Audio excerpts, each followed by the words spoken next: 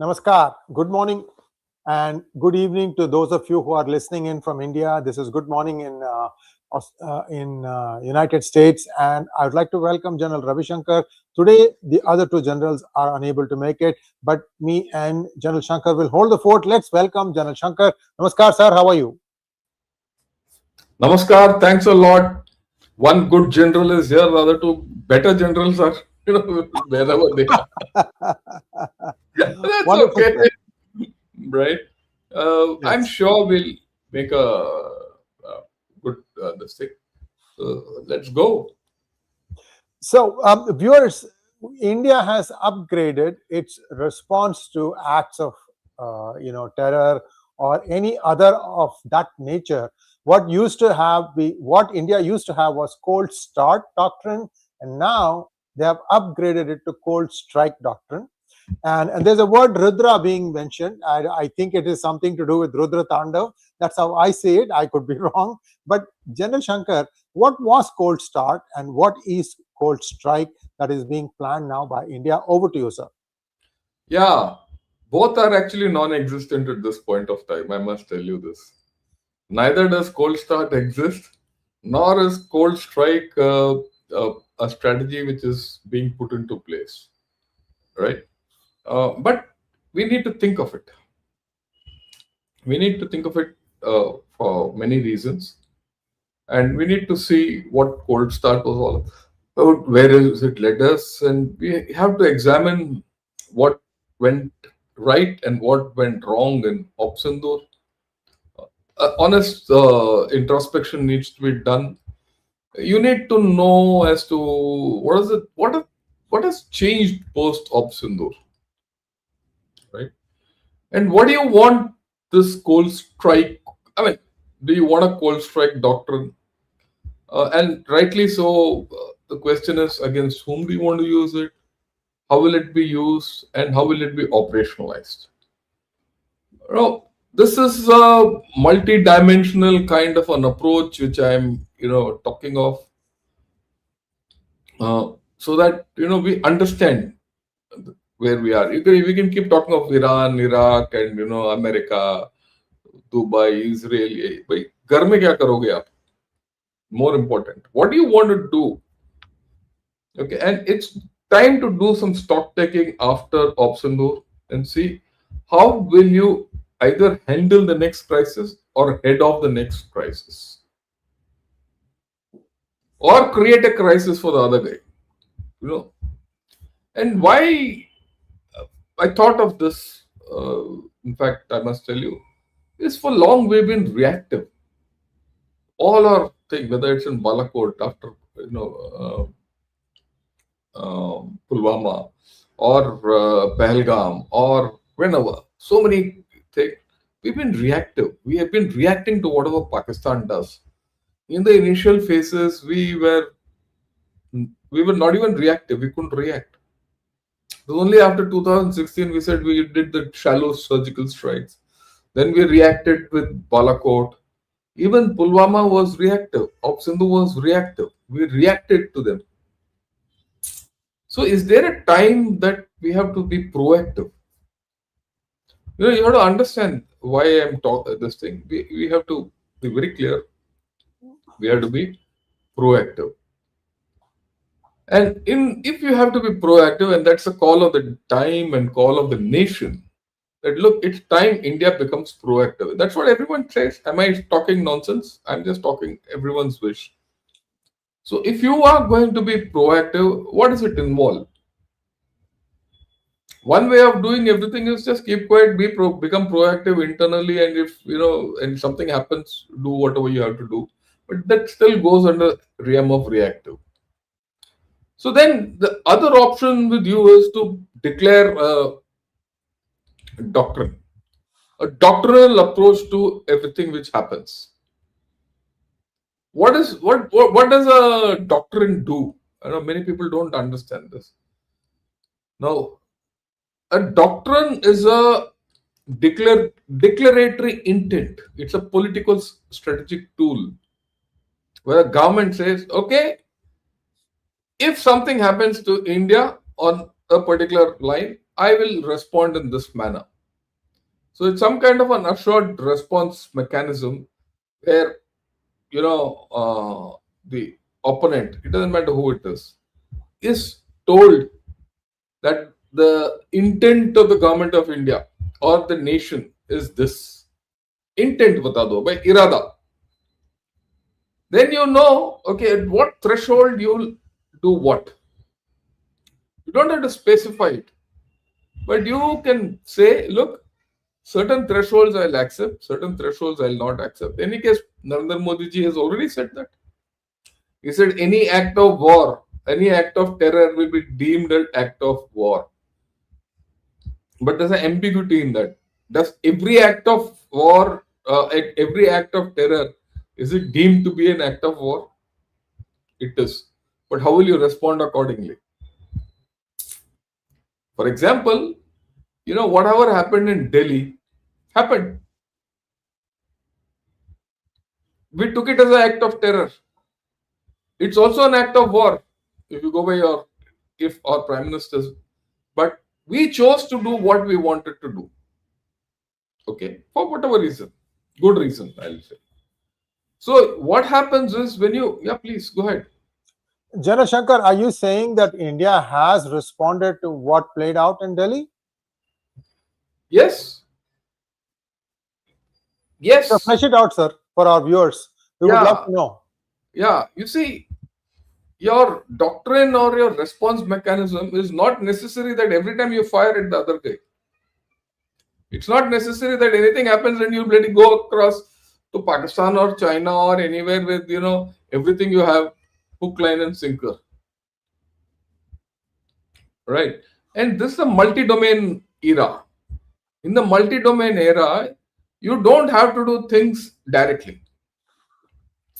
Okay? So you have responded.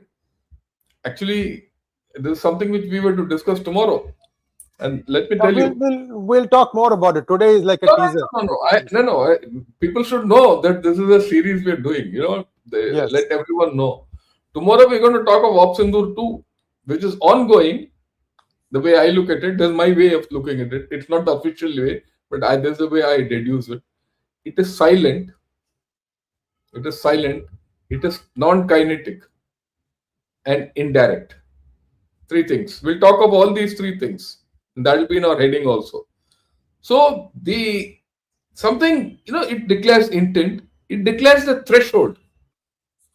You through a doctrine, you can declare a threshold. Okay, you do this. If something like this happens, and beyond that, I'll respond. And what's more important is it's a whole of a nation approach. It's a government approach. Okay. So that is the requirement for a doctrine. Okay. Why do you want a cold strike doctrine? We had a cold start doctrine as per common understanding. Now let's deconstruct that.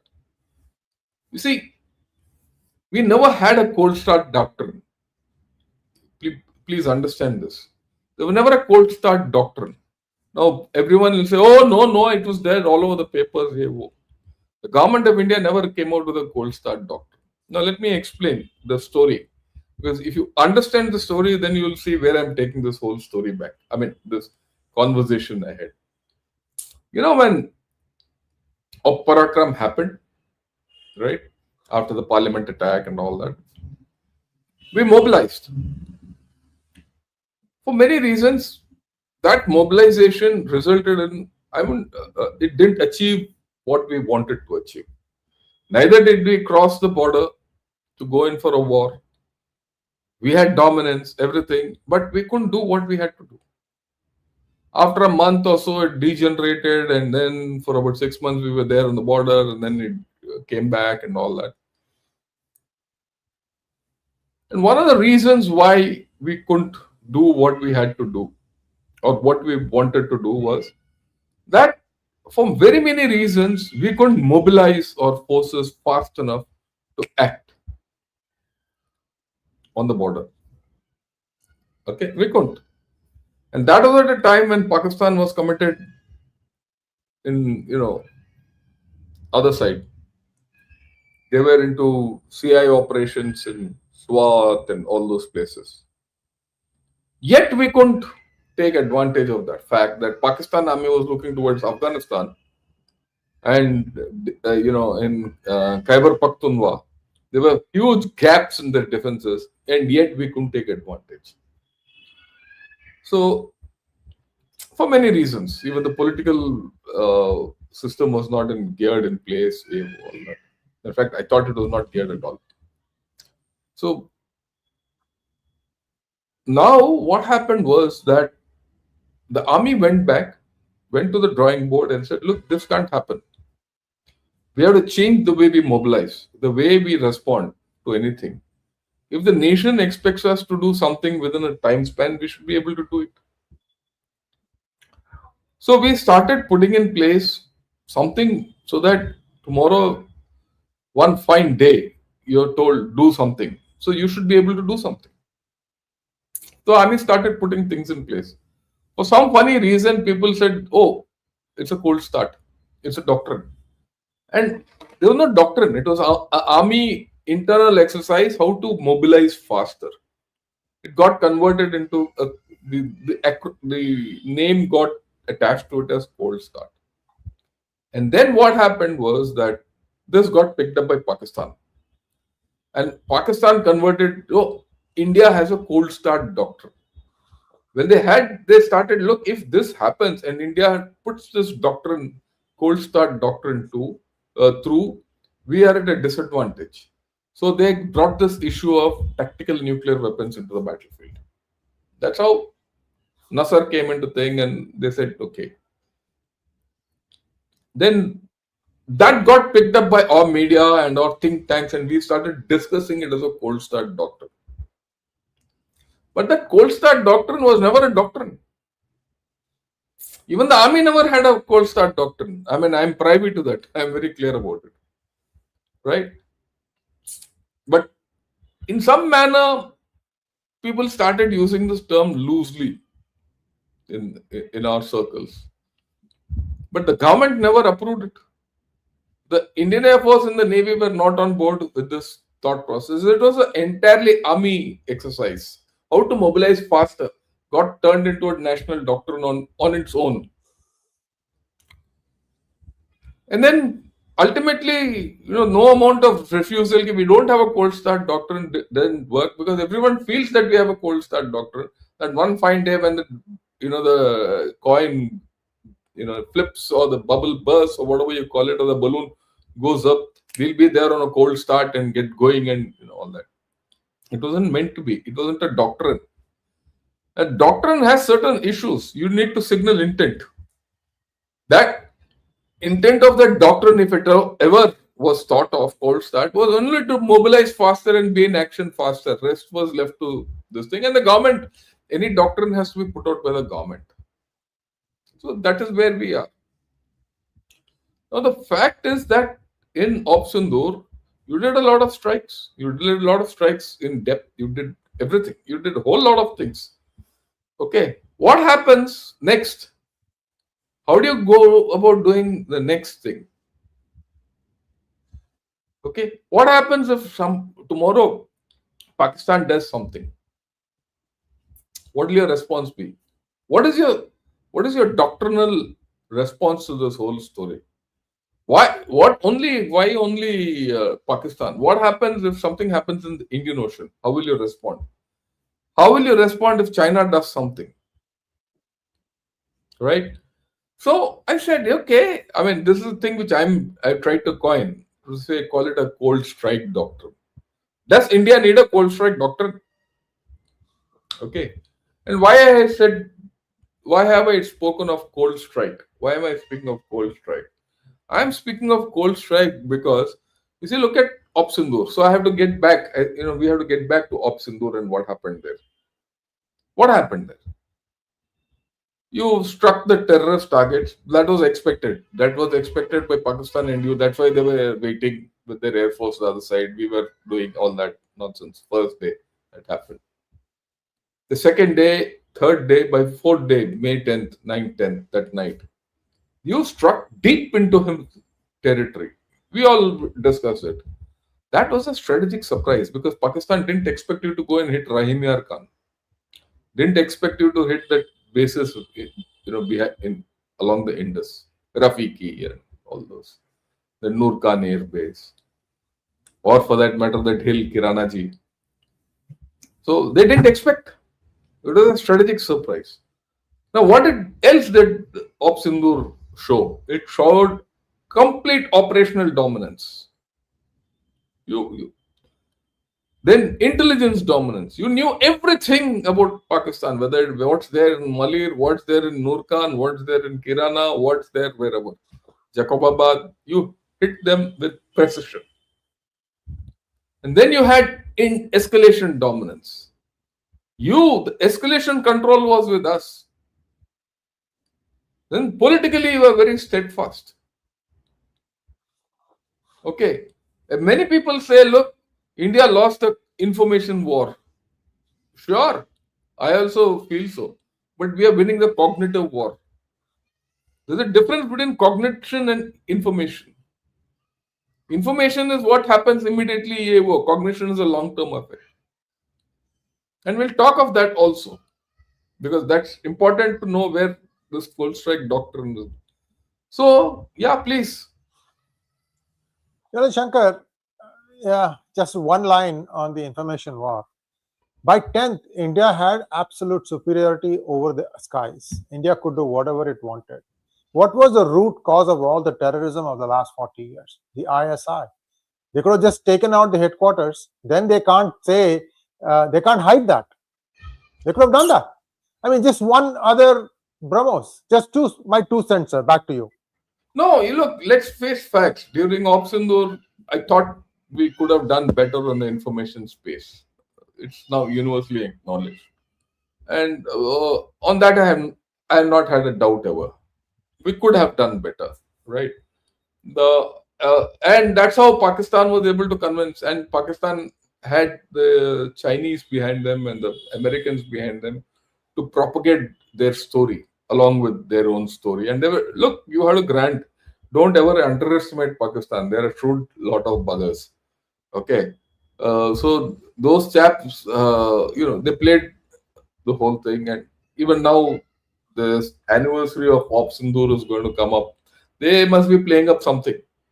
But that we'll talk of later. Okay. So the fact is, short term, everyone felt, even the Chinese went to the town to say, oh, India lost the air war. Okay. But today, as things are happening, the cognition, the long-term cognition is coming in. And today, Pakistanis feel that they've lost the war. They'll not say they lost the war, but heart of hearts, they know they've been hit and they have no defense against it.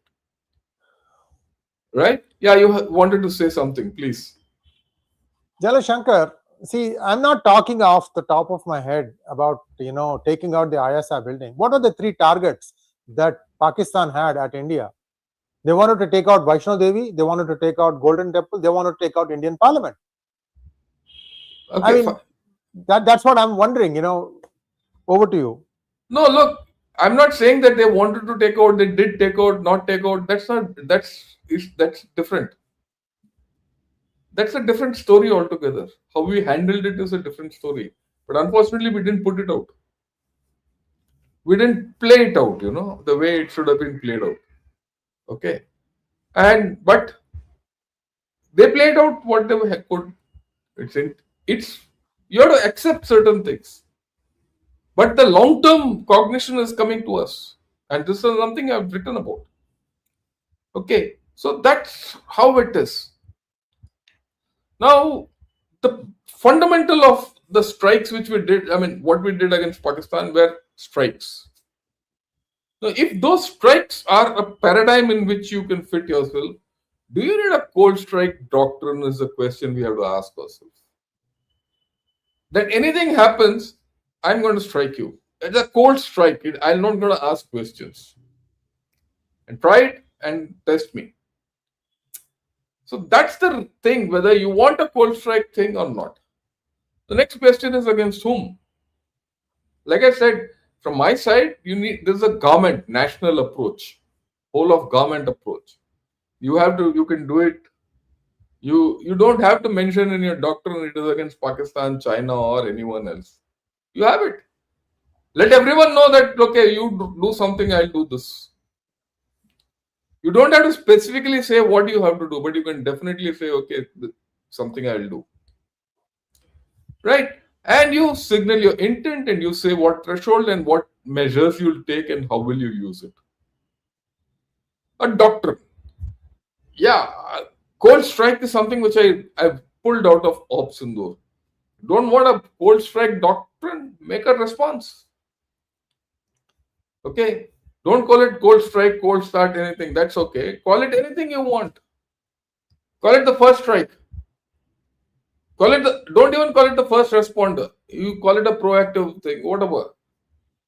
Okay. Where did I get this idea from? I mean, the two things. The first point where I got this idea was from Prahar. What is Prahar? Prahar is the new strategy which came out 4 days back, if you remember. Right? It was about our internal security doctrine or a strategy which we coined and put it in the public space. Okay. And then you have to understand after Sindoor, certain things have changed. 1 year since Sindoor, certain things have changed. You put both these together, you need a doctrine. Okay. So let's first go to the doctrine which has been put out. This is the first time India has put out a doctrine of this nature. Of course, we have a nuclear doctrine, no first use doctrine. Very clear. What does no first use indicate?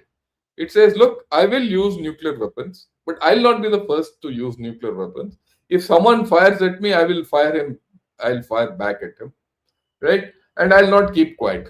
And I reserve the right to, use nuclear weapons the way I want once he's used it. And for that, you see what happens when you give a doctrine of this, a doctrinaire approach is, now you've said, I'm going to do this. So you have to do or create capacities to do what you have said or execute whatever your plan is. So that doctrinal approach is very important. And that's what you've done when you spoke of Prahar. Right? And what is Prahar all about? Prahar itself is an acronym. I'll just show you a slide so that you understand what this thing is. Yeah. Can we have this slide, please? Yeah. Sorry, go ahead. Yeah. Yeah. Now, Prahar is this. It's it's an acronym. What does P stand for? It stands for Prevention of Terror Attacks to protect Indian citizens and interests. Okay? Right. Of course, for each this thing, in this doctrine lays out how it is going to be done. Responses. Now, prevention is largely based on intelligence and all that. What are the responses? Now, he's talking in this doctrine of responses which are swift and proportionate to the threat posed. It also talks of aggregating. A is for aggregating internal capacities for achieving synergy in a whole of the government approach. Then it talks of H is human rights and rule of law based processes for mitigation of threats. Now, A is for attenuating the conditions enabling terrorism, including radicalization. Okay. Then aligning and shaping international efforts to counter terrorism. And then recovery and resilience through a whole of society approach. Okay. So these are there. Now you're declared that this is what you're going to do if something happens internally. Okay. So why not do it externally? I mean, that's how this whole story of cold strike, and make it in sync with this. So of necessity, thank you. We can take this off. Oh, unless you have a question, Shreyaji, on this. Just wanted to observe that the word prahar in Sanskrit means perimeter, sort of like a wall. If you take a look at any of the temples that are still, up and running in South India, for example, Srirangam has 7 prahars. It's one of the largest temple areas, maybe very close to Angkor Wat. But basically that's what it is. They keep building, a square a square perimeter box, and then another one, inner one, and inner one, and so on. I just thought that was very apt. You name it that way. Back to you, sir. No, that there's another connotation to prahar. Another connotation to prahar is attack. The normal Hindi way of looking at it is prahar is attack. One is boxing in yourself in, the other is attack. Right? So it's a mix. It's a affect. It's a you're telling the whole world that I'm going to be proactive. If you're going to be proactive internally, why not be proactive externally? You can call it what you want. You call it cold strike, cold start, cold A, whatever it is, hot strike, all that. So you can. And like I said, it can be against any three of our opponents. So people should know that what we are capable of doing and what we want to do. And if you go through the doctrine which has been put out by the Ministry of Home Affairs, it's quite comprehensive. It tells you exactly what is going to be used and how it's going to be used. Right? So there is a requirement now that you put an internal security doctrine out, a external security doctrine has to come in. And this I wouldn't call it an external security doctrine, an international security doctrine. After all, if you're looking at something, okay, let's look at it. Tomorrow you operate a rig in Venezuela, okay, and oil rig, and something happens there. How will you respond? Do we have a response mechanism? The United States puts out its strategy. Trump's hemispheric strategy, Trump's national security strategy, this, that, all that. Put it out as a national security strategy externally. I have no problem. Right? Regional, whatever. But you need. Okay. The next thing is you need to understand what happened during, the 1 year which has elapsed between Sindoor and now. Things have flipped. Where is after Op Sindoor, whether you like it or not, where have you gone? You crossed that $4 trillion mark and all that. Economy, you're booming, fastest growing economy. Geopolitically, you signed 8-9 FTAs from then to now. USA has flipped its stance from what it was at the beginning of Sindoor to now. It's flipped another one. Right? And then, of course, you're looking at your. After today morning, we spoke of the hexagonal alliance, which is likely to come up. Right? So things have changed. Things have changed drastically from last year to here, economically or commercially, or India as a destination of growth. You have international AI summit here. Both lot of change. Okay, your own military capability has increased. Many things. India has grown.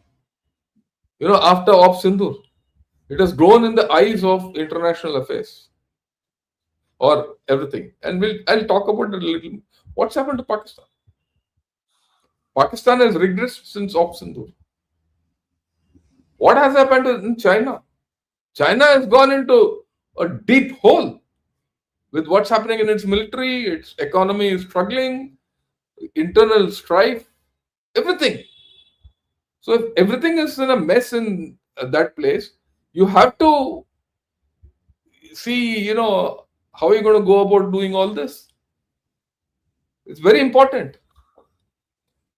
So if you take all this into account, you need a doctrine. You also Op Sindoor, or during Op Sindoor and beyond, you shown political steadfastness, especially when there is instability. Mind you, when we undertook Op Sindoor at a time when the Iran-Iraq-Israel war was almost at its peak, if you remember, and yet we went through. Certain important things came out, right, in this Op Sindoor. Those lessons we need to implement for the future. You went in to this Op Sindoor without international permission, which is very important. You see, earlier when Op Parakram took place, and say even for that matter, Pulwama attack took place and all that, we waited for signals to come from the West whether we can go in and do something against Pakistan. Now you said, no, no, forget. Already our Prime Minister has said, an act of terror is an act of war, forget it, I will do what I have to do. He's already stated it. Doctrinally, he's already stated it. So I don't need international permission to do what I have to do. It's already stated. And I have rejected mediation. Every time Trump says, oh, I mediated, we say, sorry, you didn't mediate. We said that. Our Prime Minister said that. We have all said that. And this is our declared posture, no mediation. If all this has happened, your economic situation has changed, your strategic situation changed, your geo-economic posture has changed, you don't accept external mediation, you don't need international permission. If all this you have done, why not declare all this? What I'm saying is not something which you have not done, or it is something a pie in the sky. You've done all this. So you might as well tell everyone, this is my doctrine.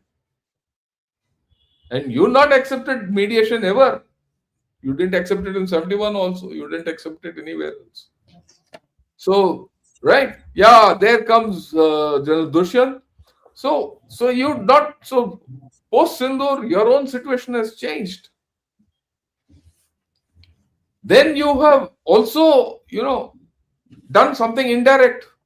You kept quiet. You played the footloose kind of a thing when something was happening in Balochistan, when something was happening in KPK, when something was happening in, Afghanistan. All this is happening. You're quiet. You're happy. You're letting him do what you want to do. So actually, you shook hands with Afghanistan, and you did a lot of things with them, and that is playing itself out. So is there a case for us to say, okay, if someone does anything to us, either through, like China played the second hand game through Pakistan, it pushed Pakistan in front. Okay, fine, you do that. I'll do something against you through a third hand. So you might as well declare all these and say, you try this, I'll do this. I don't have to say that I'm going to go and support Balochistan and you show the whole world pictures of you giving whatever you want to do for Balochistan. You do everything. You have declared your thing, and you try after that. I will do what I want.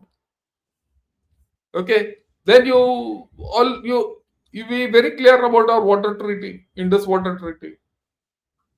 Again, you don't have to you don't have to call it Indus Water Treaty. You say resource. I will do what I have to do for resources. Resource control. You put resource control in your declaratory intent.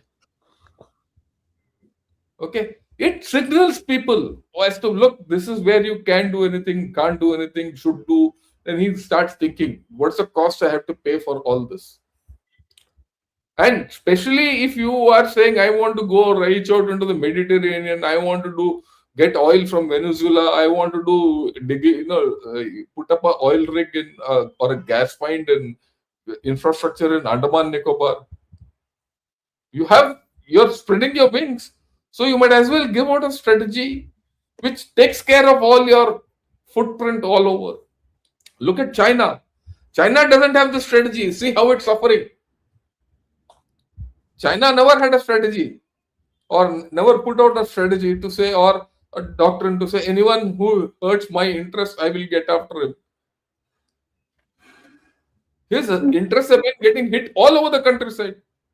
Why? Because obviously China worked on the principle that, look, I can do what I want, nothing will happen to me. But that doesn't work anymore. Right? And then, of course, your cooperation with France, Israel, Japan, UAE, name it, Brazil, has improved. Argentina has improved. So why are you not leveraging all this diplomatic heft you're getting and put it on the table and say, this is my response strategy. Whether you call it cold strike or not is all this thing. Right? So I've broadly given the whole lot. I'm sure General Dushyant has come. I've given some ideas to him to talk of or as a thing. I'm sure he this thing, and I'm actually very grateful for General Dushyant to have joined because he's got caught in a traffic snarl in JNU, and yet he has come in time. Uh, Great, Dushi, all your Thank views you on so this. much, General Dushyant. Welcome back, and I'm glad you could make it. You braved a lot of hazards, and you probably drove like there was I no had to. tomorrow. I went out of the back door of JNU.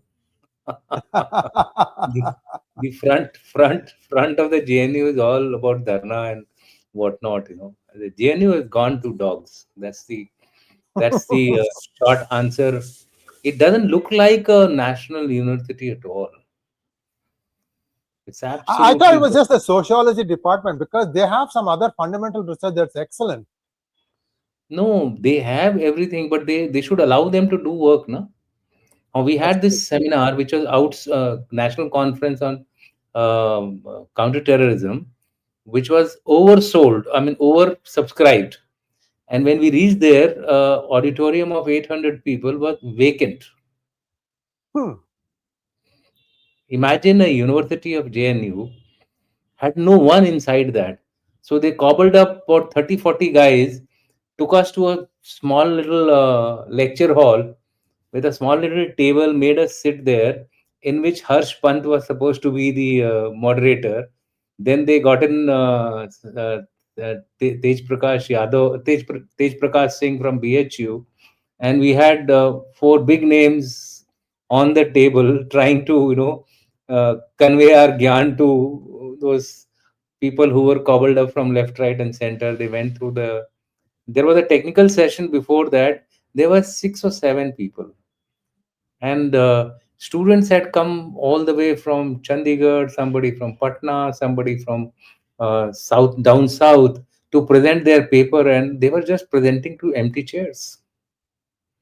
That's not research. I mean, that's not encouragement of research. I'm sorry. I mean, we digressed from the topic No, of no, today. no, no, no. I think it's important. No, this That is is, also the reality. This is also these the people are not reality of. interested. Hmm. These people are not interested in studying. They are interested in doing politics. That's about all. I wish we actually take very stern action when these people come up for jobs, etc. They should be put on their place because they are not aware of national security. None of the guys are aware of national security questions. They're absolutely at sea. Anyway, so we were you were discussing, sir, basically deterrence and cold start, or you No, were I discussing. will put it this way. You see, I have explained so far as to look, we cold start was not a doctrine. Okay, It was yeah, never a got it, doctrine. It was got it, never got a it. doctrine, right? But it assumed the proportions of a doctrine. Yes, yes. Okay. So I'll start from Now, there, now, sir. now, it assumed. Now, after Ops Indore, the way things have changed after Ops Indore, and the way you this thing, is there a case? And now that you come out with the internal security doctrine in Praha, do you Yeah, think there's a requirement for doctrine? I mean, I just called it cold strike because we carried out strikes, and you could call it understood, anything you understood, want. understood, sir. I went through the paper of General Vinay Shankar, your I think predecessor, sir, if I'm Yeah, not yeah, wrong. long back. Yeah. Yeah, long back, long back. He's written an excellent paper in which basically what he has done is that he has said that the Indian armed forces have transformed their strategy of cold start to cold strike. Now, this change he has assumed based on the fact that now we have the capability to strike without getting into contact. So, therefore, our speed of engaging the adversary based on any kind of a incident which our adversary might take against us in quick time. So, therefore, it is cold strike and not cold start. So, it's gone beyond the start. Start would mean just start mobilizing from our barracks and from our permanent locations.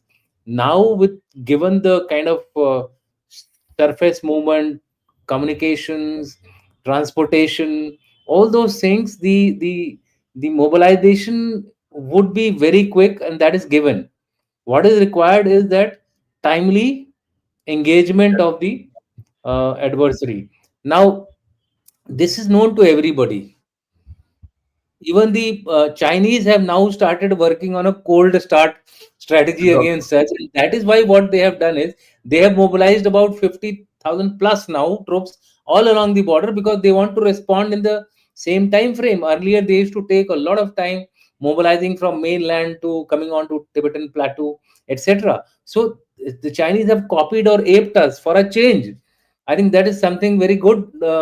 In fact, the day Doklam had happened, I had said it's an excellent thing which we have done.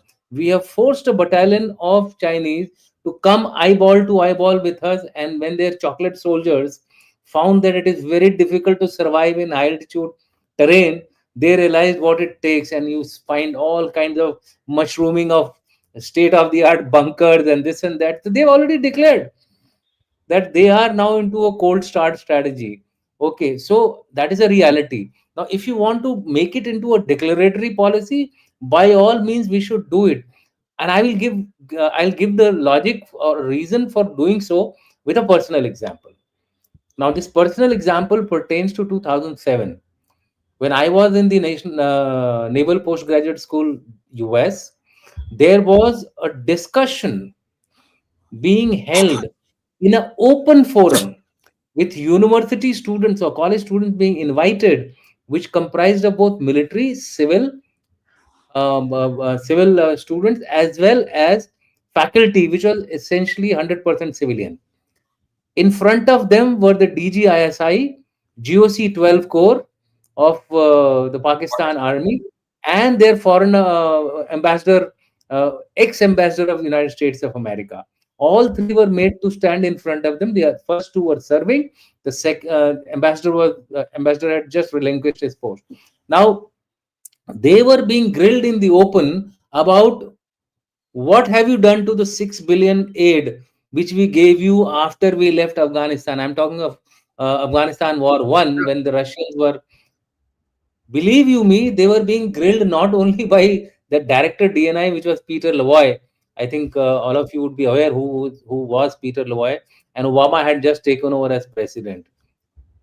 In between, I asked, in fact, I commented on certain things which GOC 12 Corps was presenting. So I was told by Peter Lavoie that, Colonel from India, please do not ask any more questions to GOC 12 Corps. I will tell you the reality of what has happened on ground. So I was in my cold start or cold strike mode, and the GOC 12 Corps was trying to defend and say that, the northwestern frontier, in those days it was all FATA, everything was separate. It was not mixed into, it was not merged into a KPK as it is today. At pains to say that it is not a counterinsurgency, it is a terrorism which is taking place, and we are finding it, we are dealing with it with all kinds of weapons, because these are not our people. These are people who have come from across, that is from Afghanistan, and they are trying to cause damage to us. So I had commented that, look, you've just started dealing with counterinsurgency and counterterrorism. You will take about 40-50 years to learn. I think 2007, now 2026, 20 years have already passed, and they have still not learned, and they will continue to learn. So anyway, Peter Loy, what he said was that, when the question was asked pointedly that you have deployed the 6 billion, majority of the fund on the Indian front.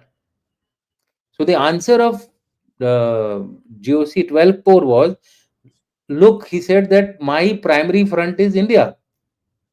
So therefore, my major concern is not the western border, but the eastern borders. So if my major concern is that, whether you give, it is up to me how to spend that 6 billion. Will I spend on the eastern border, or will I spend on the western border?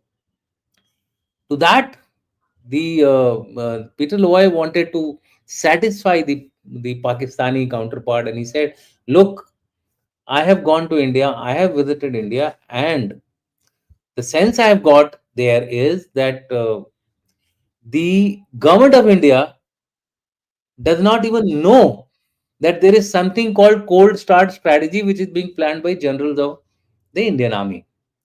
So be rest assured, it is only at the military level. There is no governmental or political approval for this strategy. So please start deploying everything on the western front, where western border, where the main threat is. They didn't do so after that also, which resulted in now what is happening in Afghanistan phase two. Their own friends have become their own enemies. So point I'm trying to say is that this thing about cold start strategy, although we were doing it, the rest of the world was sure that it is not a governmental policy.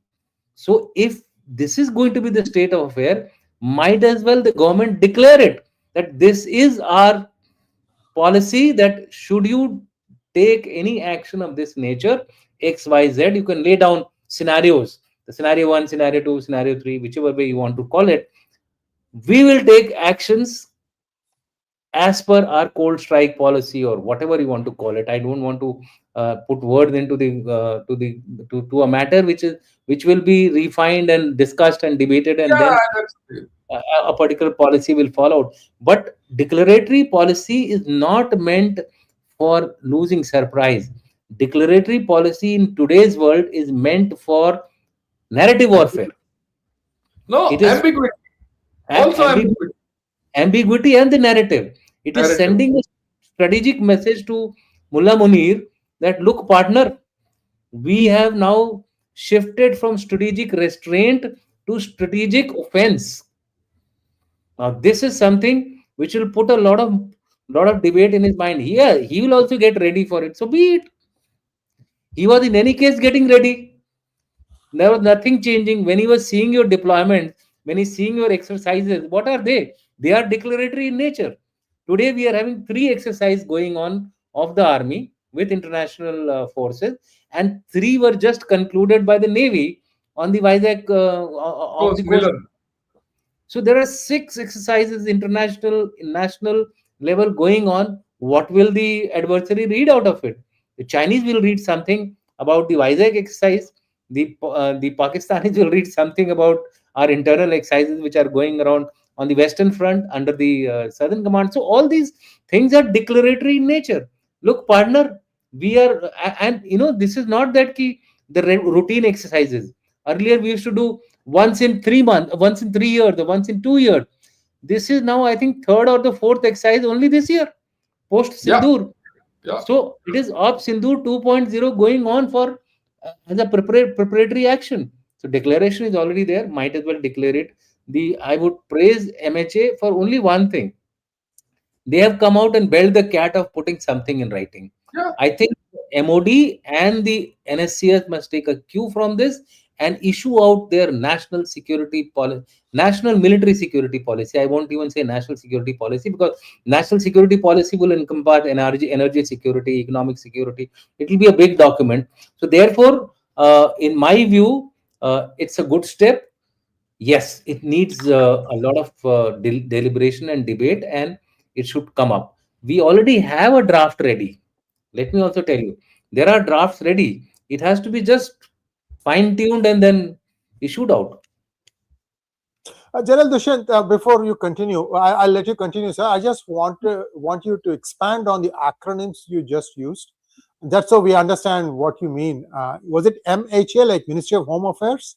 yeah. Ministry Yeah, of Home Affairs. MHA is Then you Ministry of said Home couple more. Affairs. Yeah. MHA is Ministry of Home Affairs, and MOD is Ministry of Defense. So we normally in the US they call it as DOD. We call it as MOD, Oh, no, no, no. Ministry It of. is Department of War now. Now. Yeah, now it is now it is DOW. DOW. But earlier it was DOD there, so we had MOD here. So what I'm trying to say out here is that it is very clearly first time in the history of India that a government at the national level has come out with a document, which is a good step, first step, not adequate as of now, because there are a lot of ambiguities at the policy level in the national counter-terrorism policy. I'm sure it will be debated, but public, I mean, there will be internal discussions on this policy, and it will get further refined. So I think I'll stop here, and then we can take it forward. If you want to discuss specifically about counter-terrorism policy, I can do so. I've done it on 2-3 channels. Yeah, today also I spoke in JNU also on the same issue. So specifics I'm avoiding basically because it's almost there. It's already there in the environment. Everybody can read it. 9 pages takes about 9-10 minutes to read through. It's not much of an issue, but there are gaps which we need to clarify in this. There are big gaps, big gaping holes. I think the policy needs to be refined on that count. Thank you so much, sir. We have a few questions. We can take the questions now. Yeah, I'm sure more expansion will come out of that. Thank you so much, Pushpal Hansraj. Do you think at all work on concentrating supply chains, manufacturers of defense items, pack silica would help to make our indigenous innovations? Yeah, definitely. Absolutely. Definitely. It's It's not a only given, that. yes. It's a given. If you do all this indigenization, innovation, Atmanirbharta and all, your counter-terrorism strategy or your cold strike strategy. I'll call it cold strike. I like it. So whatever it comes out finally, or your prahar, whatever you call it, becomes stronger because then in any and if you put it out and say, look, I'm going to do my supply chain like this. I'm going to, if tomorrow China does something to you, you should be able to counter it. If China wants to twist your tail and say, I won't give you copper or something like that, you should have capability to do something else so that you don't get caught. Absolutely. Very simply, why don't we buy equipment from China? I mean, what else declaration do you want? Yeah. Next one, please. Satish wants to know, this is for you, General Dushyant. Do we have any plans for denuclearizing Pakistan? I understand it can't be discussed. Sindur showed us a trailer, but we must have robust plans on this, irrespective of political decisions to act. General Dushyant. This question, as you have already said that we cannot discuss it here, I will not discuss it here. Be rest assured that there is a specific separate department and command which deals with it in a very comprehensive manner, and they look at all the contingencies. I think that should be enough to assure our audience that you don't have to really take much into consideration, because such duels are actually apocalypse duels as and when it happens. Pakistan had 2 atomic energy companies working in parallel against each other most of the time. Khan Research Labs and PAEC. And you have to read some of these things to understand what kind of a fierce rivalry they were having. One wants to do enrich uranium, the other one wants to do plutonium. Big mess. That's all I can tell you. Next one. Jeet wants to know, thank you for making the distinction between cognitive and narrative warfare. The truth will always come out. Yeah, that's how it is. Yeah. That's how it always is. In fact, now that General Dushyant is here, I'd like to, I won't highlight it. He made us write a book on Sindur. One chapter was on information warfare, the other chapter was on cognitive warfare. And I dealt with that cognitive warfare. It is, and what I've written in that business, that over a period of time, the cognition that Pakistan is weak, Pakistan can be intimidated, and Pakistan can be broken, will come up because of Sindur. And it will not come up because what we say. This feeling will come from Pakistanis. I wrote that then, and we, all after a lot of discussion, this thing. Today it's coming true. Today Pakistanis are talking of all this nonsense. Yeah. Warfare तो हो गया ना. अब देखो Trump किस तरीके से 6 law कर रहा है, 6 लॉ से वो 11 हो गया, 11 से लेके पाकिस्तान का प्राइम मिनिस्टर का मार रहा है. And in the same breath, in the last statement which he made, I don't know whether it is true or AI generated, he said that I saved the Pakistan Prime Minister would have died. So what he's indirectly trying to say is that now he's hitting the minds. He's hitting the cognitive. That is cognitive domain. That's not information warfare. Narrative is what हम कुछ भी बोल लो, narrative बना लो यार कहानी. But cognition. Yeah. The connection between your eyes, your head, and that's the cognition. Yeah, please, next. And link it to But the for this, hiding in the shelters and bunkers. You have to link these two, three things. PLA set wants to know, General Shankar, why is Modi ji not taking action against terror cells or Raga in spite of open instigations, especially now that Pakistan has a hold in Bangladesh again? I would like to comment on it because this is completely political. Okay. So I would like to comment on this. Yeah. Akash Tadani wants to know, this is for you again, General Shankar. In a manner of speaking, would Aap Sindoor 1, 2, 3 et al. Qualify as cold strike actions? Look, we've done only Op Sindoor. There's no 1, 2, and 3 so far, officially. Okay. It's not cold strike. When I say you can call it cold strike, but it's really not cold strike. It's not a doctrinal principle that you put into place. And you surprise them strategically. Part of the deal. You didn't have a doctrine which says I'm going to hit you no matter what. Now, of course, after what happened, Modi ji very clearly came out and said any act of terror is an act of war. Then I reserve the right what to do. Yeah. And I will not allow. And he said, terror and everything can't go hand in hand. And I'll close. I don't recognize the Indus Water Treaty. See, what my argument so far is, it's not only what General Dushyant has said. Many parts of the doctrine you have already enunciated and put it out in the open. Absolutely. Already. So if you've done all that, you come out with an internal document for internal security, and you have to complement this with an external security doctrine, right? And put it. And this doctrine need not focus. I mean, you might focus only on Pakistan because it's only from Pakistan. But tomorrow, if China does something, there should be enough masala in this to tell China off also. So there is a lot of scope which we have to clarify.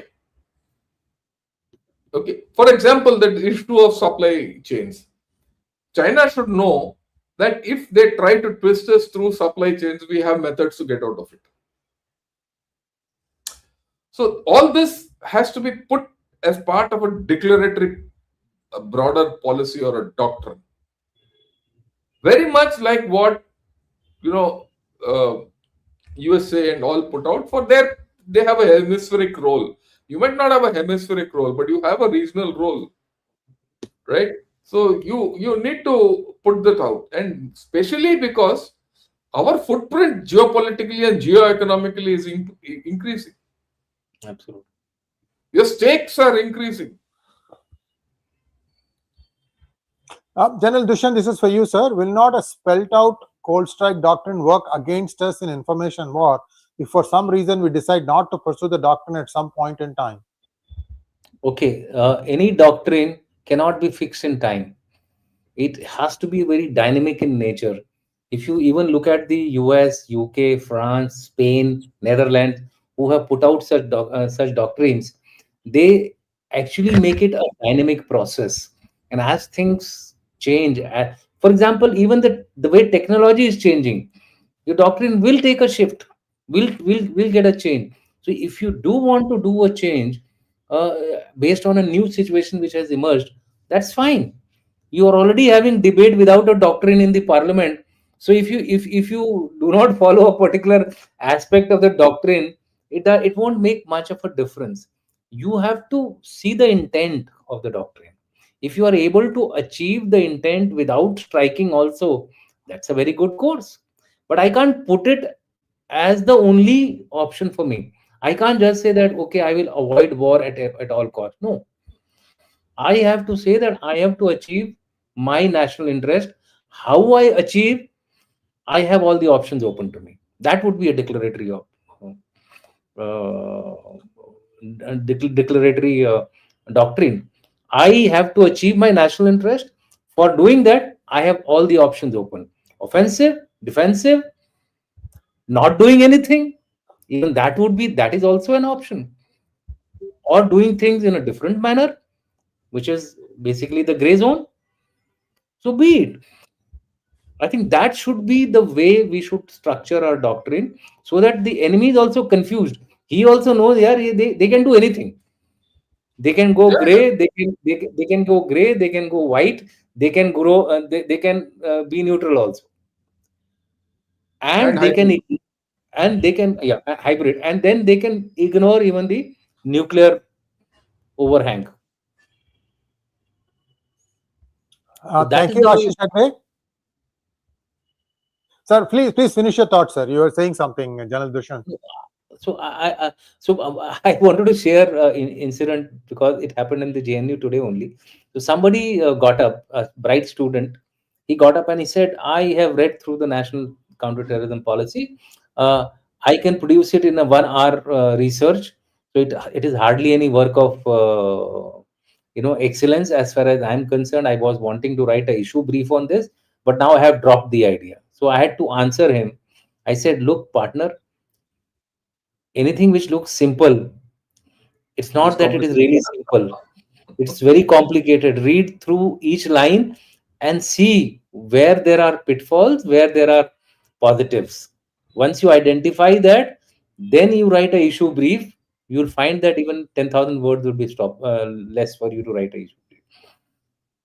So what I'm trying to say is that a one line statement may also contain loaded implications. Um, Thank you so much, Gopakumar. Russian relationship is hindering our active participation with half of the world. Why even begin a strong military power? Why are we so concerned about the alliance with others? General Shankar. Look, Russian relationship is not hindering anything. Please understand this. I mean, this is what we discussed in the morning also, and it's out in the open. Recently, Mr. Putin was asked, why are you not siding Iran? And why are you keeping quiet in this business between Iran and Israel? So, you know what he said? He says, look, Israel has a substantial Russian population, Russian speaking Jews. I can't go against them. So, how can I help Iran? And in geoeconomics, geopolitics, things change. What Russia stands was yesterday is no more today. He wants to get into the dollar camp. Okay? So things are changing. So now don't think that our relationship with Russia is hindering our active participation with half of the world. You participated with EU even despite Russia. You're participating with USA despite Russia. So things change. Nothing is fixed in stone. That's what Dushyant also said. You put out a policy, it's not static, it's dynamic. The most dynamic things in the world are international relations. Okay. Some of the most static things are your interests. You have to Yes. look to your interests. Okay. What is your interest? Yeah. Thank you, Bharat Vats.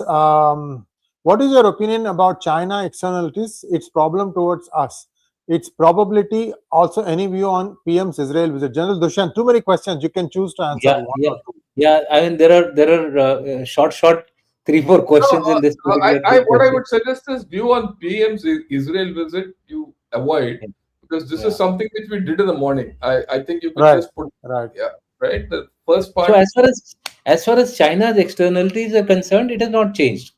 It views India as a regional competition. It will continue to do a tactical engagement with India.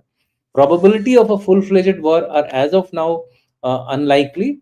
Yes, short skirmishes, short transgressions cannot be ruled out, for which India is ready. And in the end, if there is an eventuality of any kind of a major conflict, I think both are building for it, both India as well as China. So let's be on that path, and this is what the future of China's China-India relation is concerned, in a nutshell.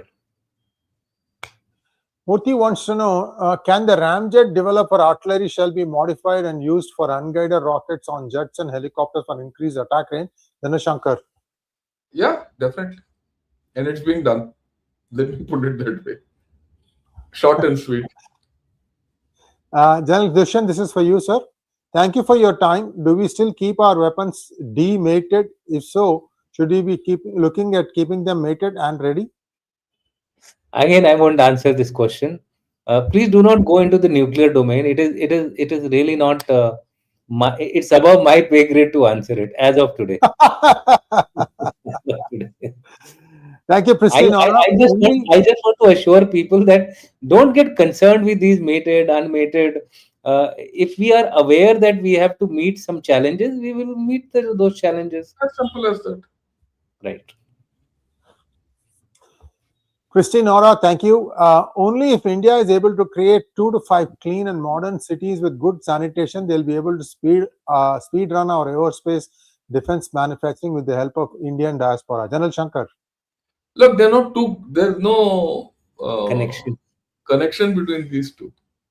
You need clean cities and modern cities. Why only 2 to 5? You need everyone to be clean and modern with good sanitation.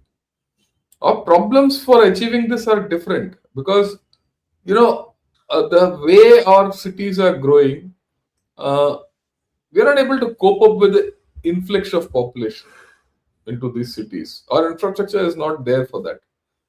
And our strategy for these cities has to be get a pull away from the cities. You see, China urbanized. 66 or 70% of China is today in urban sectors, not in rural. There are a lot of problems because of that, but that be that as it may, everyone thinks for development you need urbanization. This is the international trend. But I think I'll go back to what Gandhiji said. He said India lives in its villages. He said that, at the turn of our independence. So we need to develop our villages and our rural areas better. Create second tier, third tier cities which are as good in terms of connectivity and in terms of opportunity, and spread the jam around and stop concentrating people into our rural, urban areas. That way the urban areas can be clean, and there's a greenfield development in these second tier and third tier cities. You can plan them out. Because if you generally go to our smaller cities and villages, they're pretty clean. Okay, it's only the bigger cities which are overcrowded, congested, grown inorganically where there are problems. So you have that. But that has got nothing to do with defense manufacturing. Let me tell you this. Defense manufacturing is a complete different set of, this is a different ball game. Requirements are different. Your skill sets are different. Your infrastructure requirement is different, and everything is different in that. Yes, Thank you so much, sir. Thank you so much, General Dushyant Singh, for taking the effort to come in, even if it was a little late. I think you came in at the right time, sir. General Shankar was finishing up and you came in, so it all worked out well. Thank you once again, General Shankar. And viewers will be seeing General Shankar tomorrow at 9 a.m. about Ops Sindur 2.0. Is it already in play? And what are the things that we'll be talking about? You will get to know when you join in. Thanks once again, sir. Namaskar. Namaskar. Namaskar.